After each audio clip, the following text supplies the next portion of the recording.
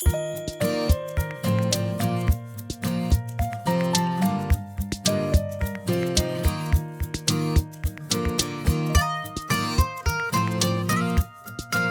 satu hal yang paling menakjubkan dalam kehidupan ini adalah fungsi sabun dalam dunia kebersihan. Keajaiban dari sabun yang memiliki fungsi sebagai zat pencuci yaitu surfaktan yang terkandung di dalamnya. Surfaktan merupakan molekul yang memiliki gugus polar yang suka air atau hidrofilik dan gugus nonpolar yang tidak suka air atau suka minyak disebut hidrofobik. Tidak banyak yang mengetahui jika sabun dapat dibuat secara sederhana dengan menggunakan lemak dan minyak. Oh ya teman-teman, dalam pembuatan sabun ada istilah saponifikasi loh. Sebenarnya apa yang dimaksud dengan saponifikasi?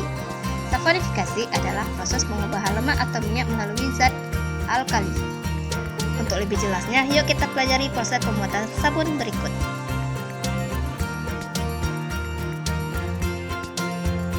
Ini namanya sabun batang ya guys. Sabun batang ini merupakan campuran garam natrium atau NaCl dari asam lemak yang dapat diturunkan dari minyak atau lemak yang direaksikan dengan alkali yaitu NaOH pada suhu 80 derajat Celcius hingga 100 derajat Celcius melalui proses yang dikenal dengan saponifikasi.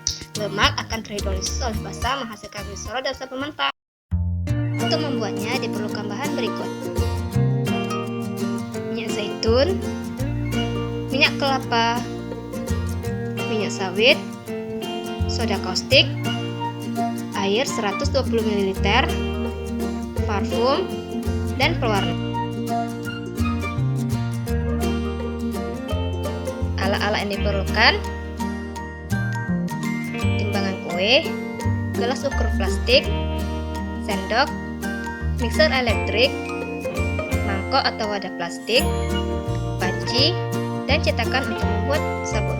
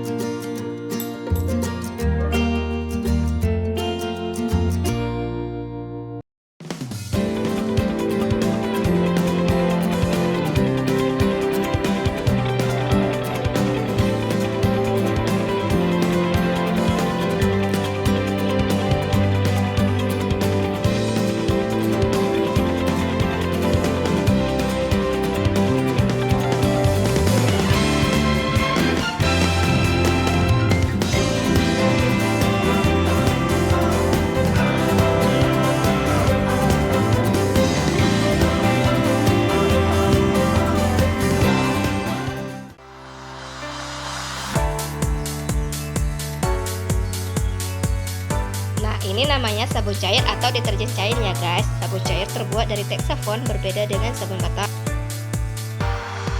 Adapun bahan yang diperlukan adalah garam dapur atau NaCl, cemperlan,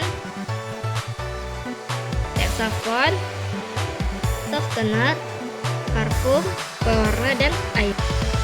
Panaskan air terlebih dahulu. Sambil menunggu air mendidih, siapkan semua campuran dan campurkan semua bahan.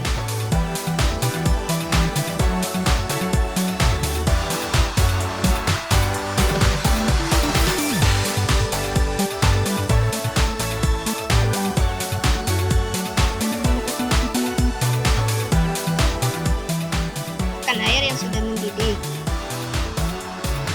Kemudian Kemudian di mixer, lalu tambahkan 3 liter air, aduk sampai tercampur homogen.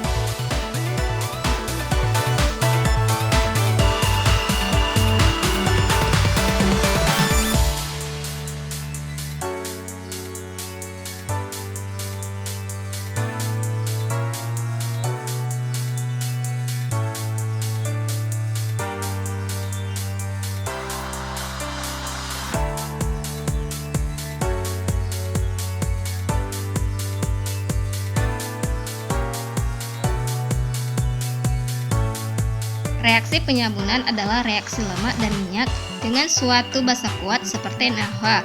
Jadi, penambahan lemak dengan natrium hidroksida menghasilkan gliserol dan natrium striata. Nah, natrium striata ini disebut dengan sabun ya guys.